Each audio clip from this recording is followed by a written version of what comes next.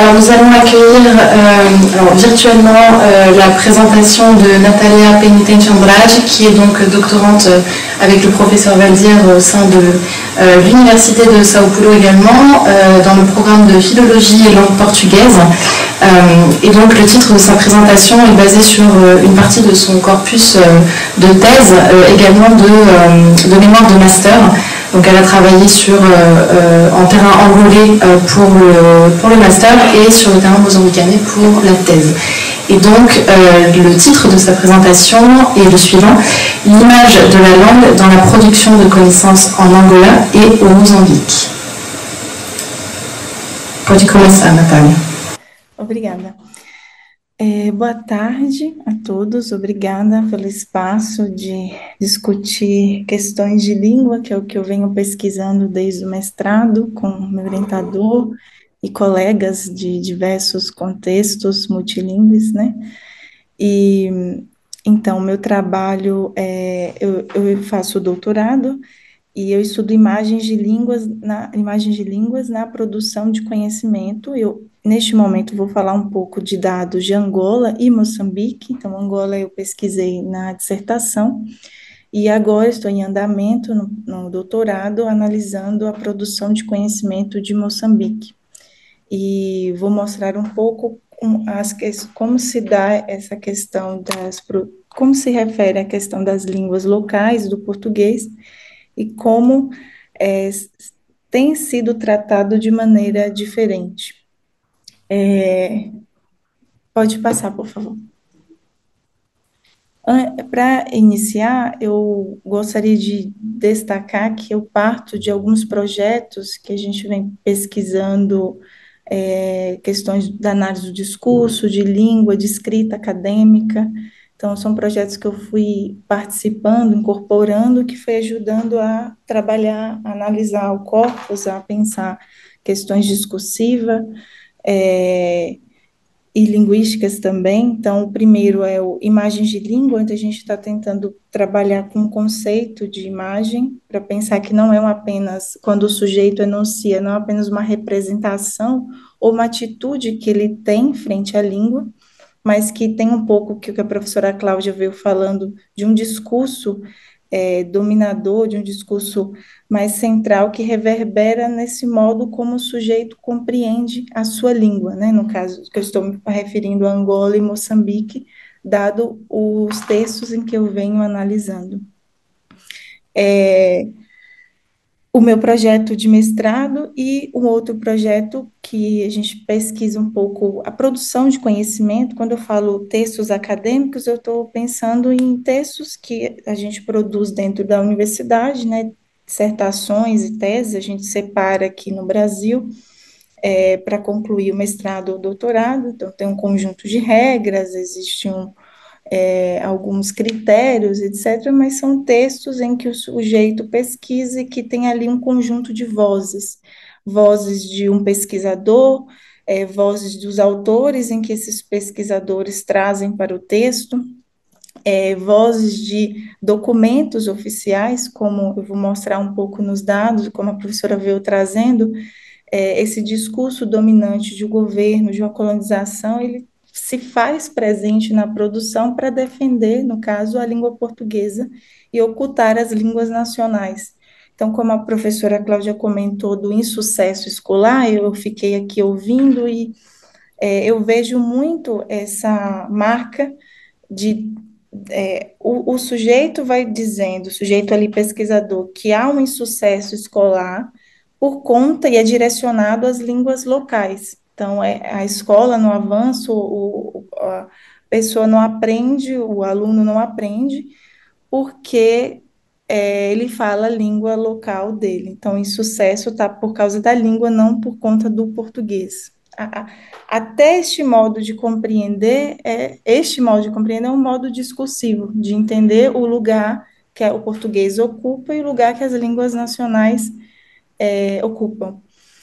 Então, nesse último projeto, a gente analisa mais escrita acadêmica, pensando em o que é produzir conhecimento, o que seria um texto que mais autoral, que tem evidências de menos vozes dos autores citados e mais vozes do pesquisador. Enfim, a gente trabalha mais com um sentido de pensar a escrita acadêmica, o que não deixa de pensar nesses efeitos de sentido na produção. Pode passar, por favor.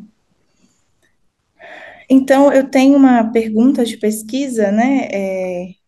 Eu penso que meu trabalho é mais pensado em quais imagens de língua, ou seja, eu penso eu analiso como o sujeito vai enunciando sobre a língua. Eu falo línguas, né? Porque eu vou vendo tanto como eles falam da língua portuguesa quanto das línguas nacionais, então eu coloco mesmo no geral. Mas para esse recorte, eu queria mostrar, centralizar como é que as dissertações e teses de Angola e Moçambique, eu vou mostrar recortes desses dois lugares, constroem a ideia de que poucas línguas podem ser objeto de produção de conhecimento. Por que eu centralizei deste modo? Porque eu fui vendo que, a partir de todo o levantamento que fiz de textos acadêmicos, era muito evidente que a língua local, as línguas que se falam em Angola e Moçambique não eram objeto de conhecimento, então não eram tomadas como um objeto na sala de aula, na universidade, para ser pesquisado. Era sempre o português, então vai ter sempre assim, pesquisas da área de educação, né? É, como pode-se melhorar o ensino do português, como a língua portuguesa pode ser ensinada, né? E essa ideia de insucesso escolar aparecia muito para dizer que as línguas atrapalham o ensino. E elas não se tinha nessas produções um olhar para que a língua existe, para que ela estar ali, que ela pode ser um objeto de estudo, de desenvolvimento, etc. Então, o português é centralizado. Isso em Angola. Em Moçambique, eu tenho dados um pouco diferentes. Há um ensino bilíngue até o quarto ano, então é ensinado algumas línguas locais, mas quando a gente vai lendo os textos, no subentendido, na escrita, você vai percebendo que a defesa ainda é do português. Então, a gente está ensinando isso aqui, essa língua, desculpa, ensinando esta língua porque está implementado em um documento oficial, não porque elas existem, as crianças falam e é uma representação, é uma língua viva que está em evidência, mas sim por uma questão discursiva de documentos que vão segmentando isso. Isso me faz pensar que em Angola é diferente, porque o português não tem ensino bilíngue, não tem esse espaço.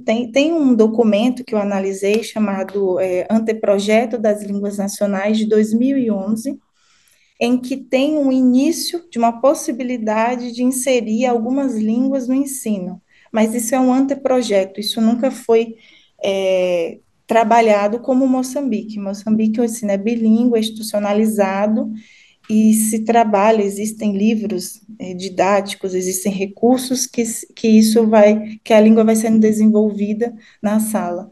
Mas em Angola não. Então eu vou pensando que esse modo esses textos vão reproduzindo esses discursos oficiais, por exemplo. Pode passar, Camille, por favor. Então, eu tenho um objetivo que é estudar os mecanismos que contribuem para a formação de imagens linguísticas em contexto multilingüe, que é Angola e Moçambique. Então, observar de que modo esses discursos são construídos, né, que efeito tem esse interdiscurso, como está subentendido o modo de enunciar sobre essas línguas. Pode passar. Pode passar também, Camille. Então, basicamente, eu analiso os textos, considerando essas questões discursivas e textuais. A gente parte um pouco da ideia da Shibli Lang, pensando que quando um sujeito enuncia sobre uma língua, ele tem ali um discurso sobre a língua, ou seja, isso que um pouco a professora Cláudia foi trazendo, existem documentos que vão sendo regulamentados, então o sujeito reproduz isso na produção, por exemplo, como eu observo isso pelas vozes no texto, citando os documentos, ou muitas vezes não está nem citado, mas as escolhas lexicais direcionam, você vai no documento e está muito semelhante, né? É muito frequente os textos dizerem que a língua é oficial, que é a língua do conhecimento, que é a língua da ascensão social. Então, o documento está marcado assim, esse sujeito enunciador vai reproduzindo esse discurso governamental e valorativo, né? Eu vou falar um pouco dessa questão valorativa, pensando no Bakhtin, no corpo da produção de conhecimento. Pode passar. Pode passar também, Camille.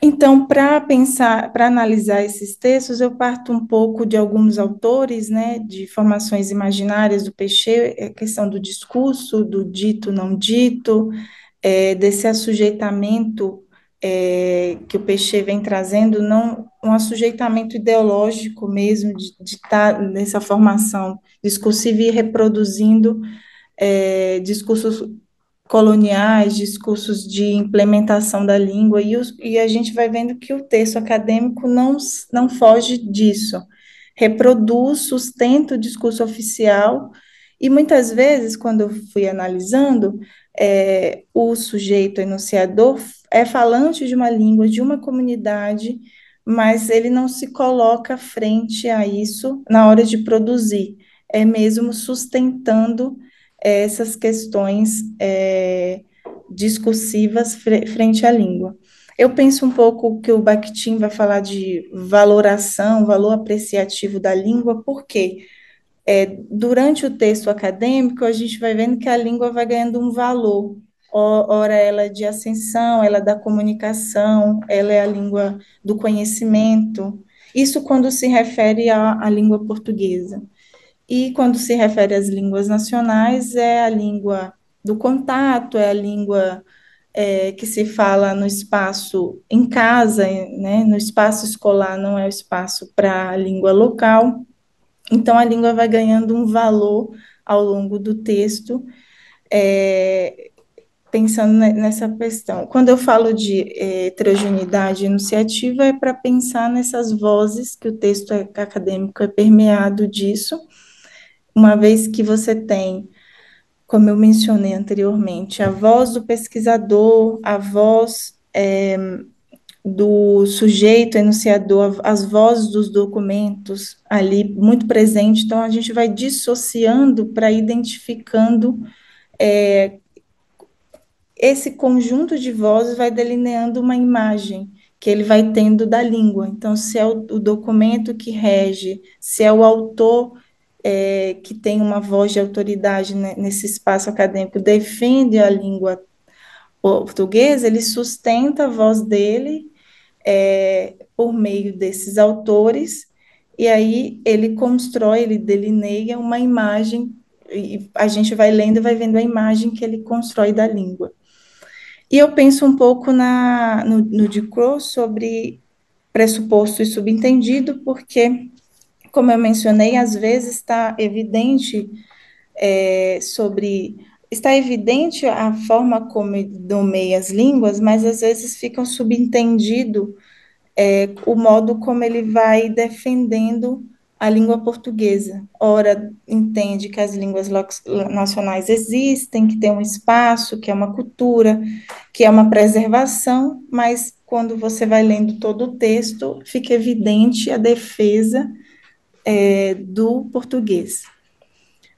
Pode passar, por favor.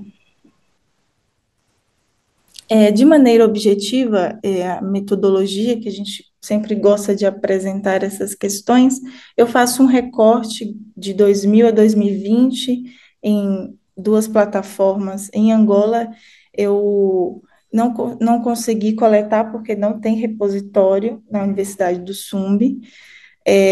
Então, eu pesquisei no CIB, trabalhos acadêmicos que tinham como objetivo as línguas nacionais, Angola, né? Usei as palavras-chave língua, língua portuguesa, Moçambique, Angola. Então, eu pesquisei no repositório do Brasil e de Portugal, porque a gente imaginou e depois fomos pesquisando que são alunos angolanos que vêm estudar aqui.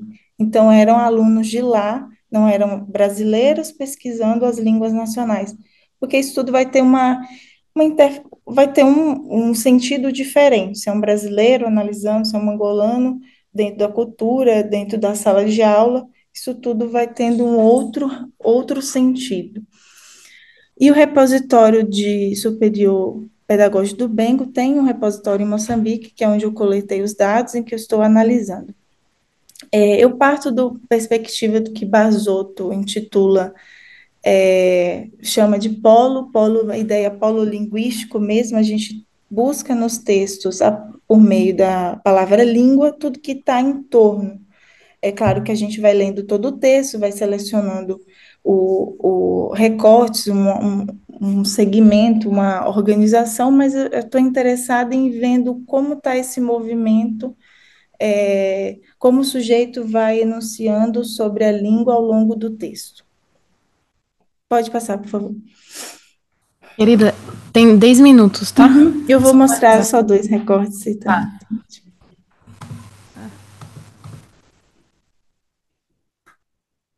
Pode passar, por favor. Aqui eu mostro, eu só faço um recorte para dizer que eu analiso os textos que vão falar de Angola, das línguas, que tem uma questão histórica presente.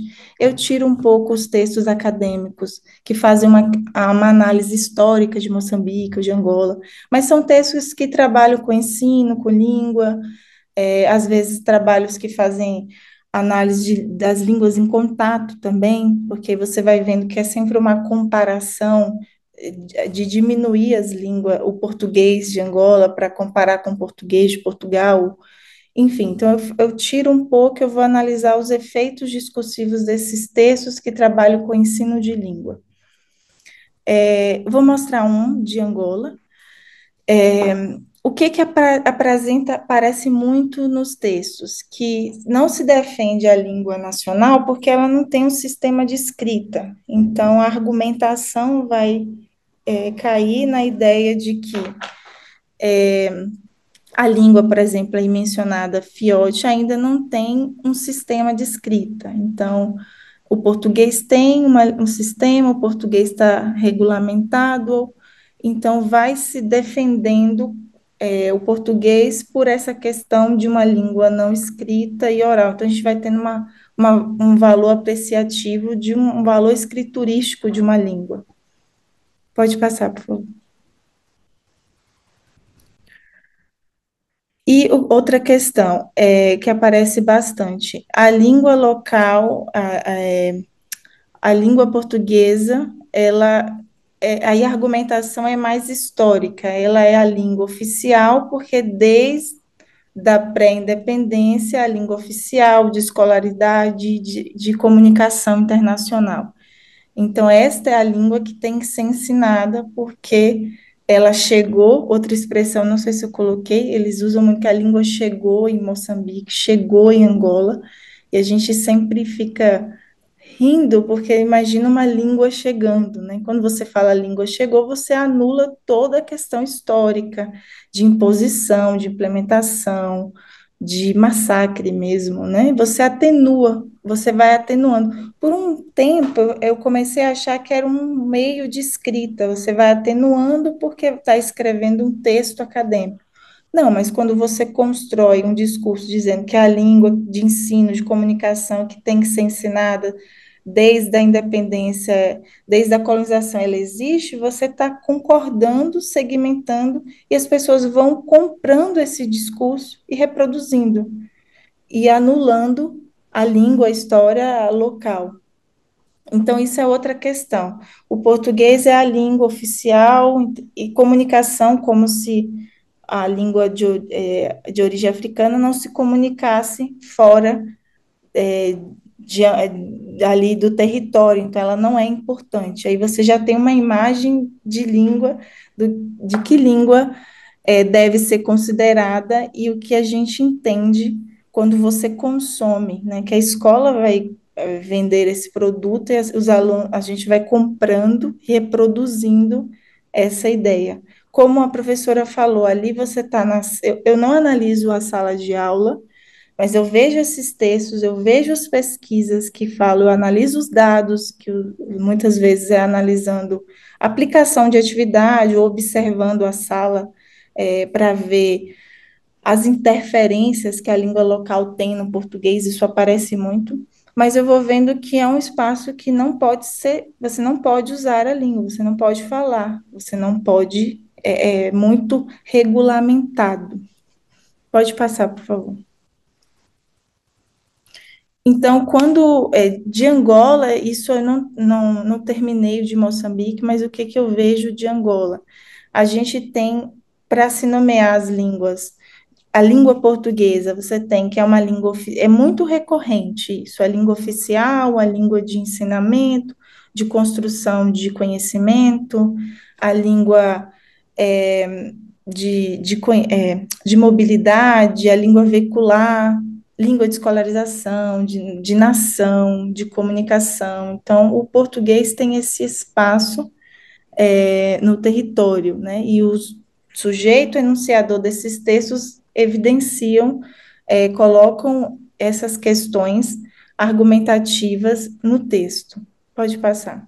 Mas quando se refere às línguas locais, quase não tem uma recorrência, por exemplo, né? Elas vão ser sempre nomeadas ou não nomeadas, né? Como língua local, of- é, língua de contato nativa só. Então, é a língua local.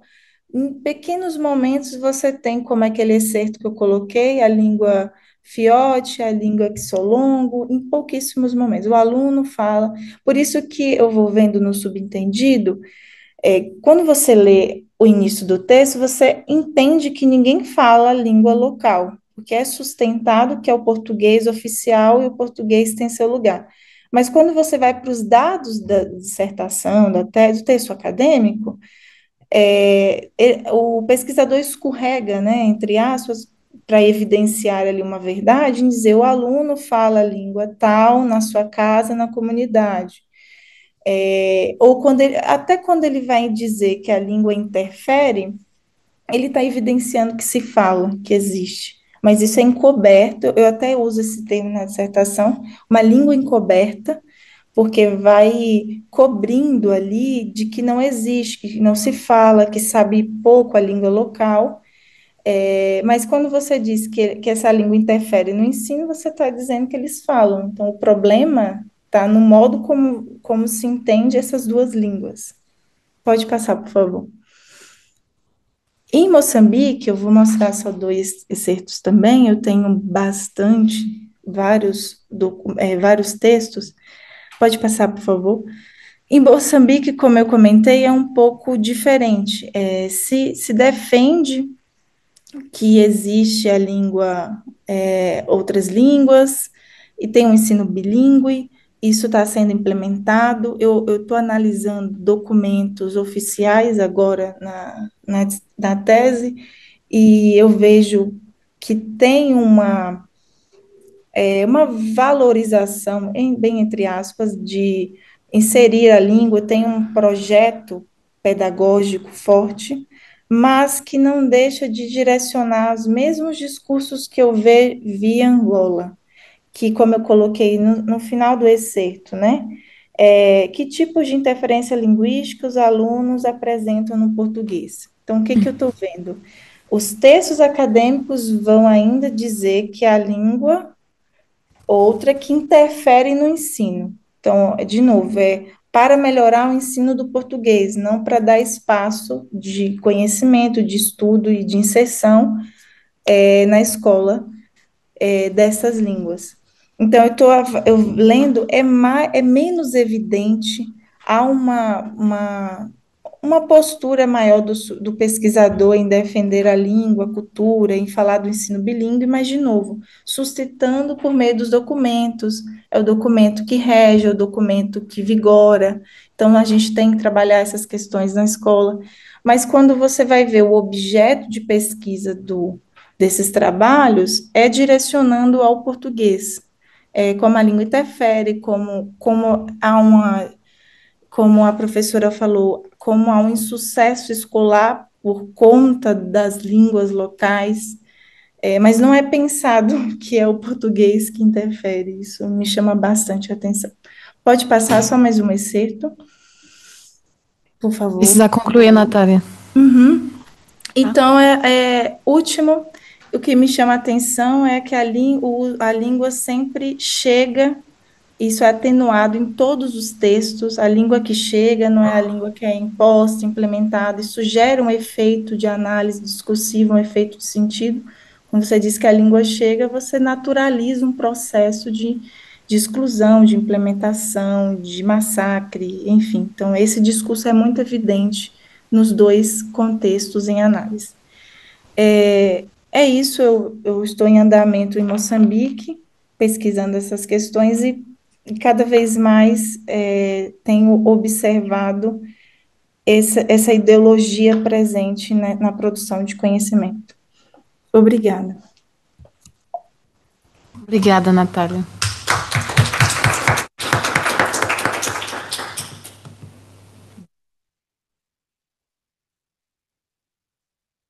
Alors, est-ce qu'il y a des questions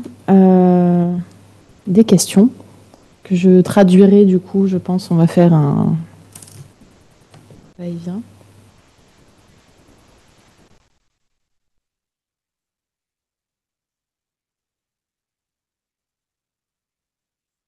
Et est-ce qu'elle a prévu de continuer cette enquête, etc.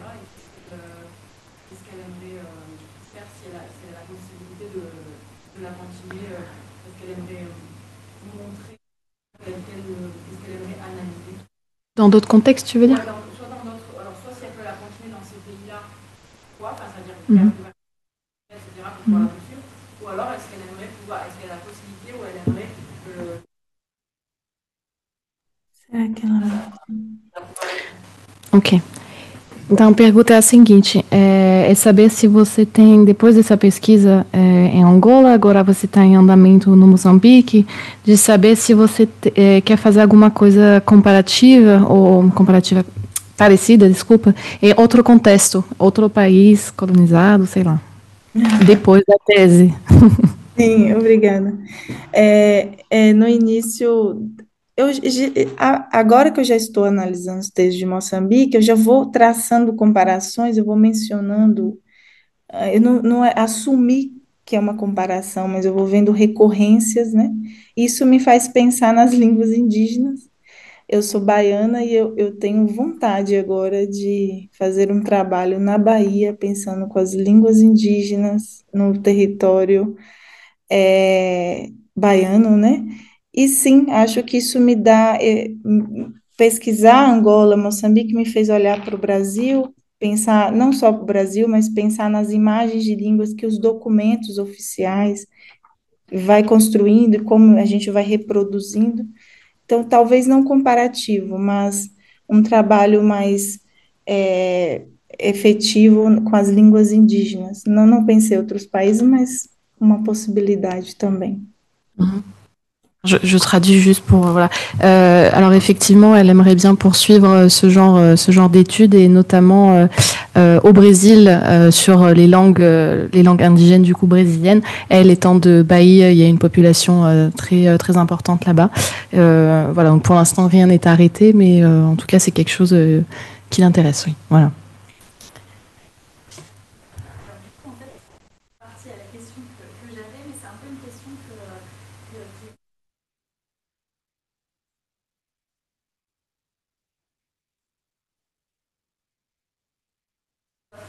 Ce qui m'interpelle, en fait, c'est que le Brésil lui-même, culturellement, etc., politiquement, a été colonisé par le Portugal. La langue portugaise est arrivée au Brésil et maintenant, il y a des chercheurs portugais qui, du coup, étudient d'autres contextes.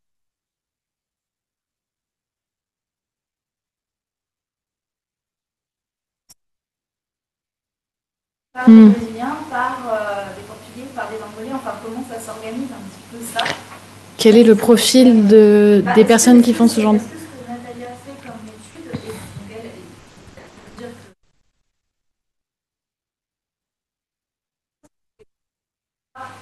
que par d'autres chercheurs en fait sur le contexte brésilien, Ok. le rapport, l'étude, le rapport entre le portugais et la langue Ok. portugaise.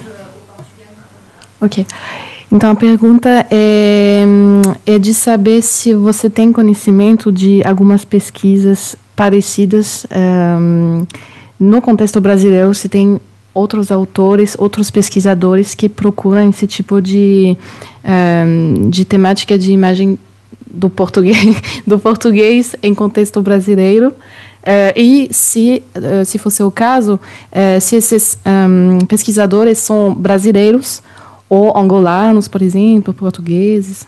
Entendi.